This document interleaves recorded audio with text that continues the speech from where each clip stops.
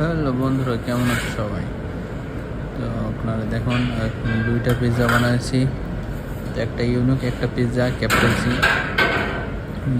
দেখুন, এটা একটা চিকেন পিৎজা, বাট এর পরেরটা একটু দেখবেন। অনেক ভালো পিৎজা, অনেক দেখতেও সুন্দর আর খেতেও অনেক ভালো। দেখে মনে হবে ঘাস ফুস পিৎজা, ঘাসের, কিন্তু ঘাস না, এটা একটা সালাদ, একরকম খাওয়ার পাতা। তো আপনারা দেখতে থাকুন।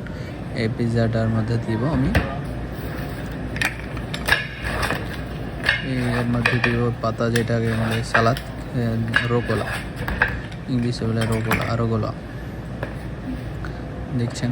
তো প্রথমে যে পাতাগুলো দিয়ে দিলাম পিৎজার উপরে, এর উপরে দিব cheese, fresh cheese, cow mozzarella, যেটা বলে গরুর দুধের চিজ। এটা এই যে সাদা সাদা আমি দিতেছি, দেখেন।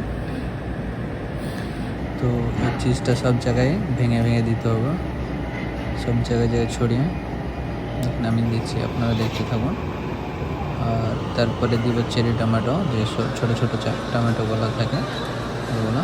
তারপরে এটা ভিনেগার, ব্যালসামিক ভিনেগার, আর অলিভ অয়েল এবং ব্ল্যাক পেপার, গোলমরিচ যেটাকে বলে। এটা দিয়ে দেখেন কত সুন্দর একটা পিৎজা। দেখছেন, দিয়ে দিলাম, ওই নিয়ে চলে যাচ্ছে। তো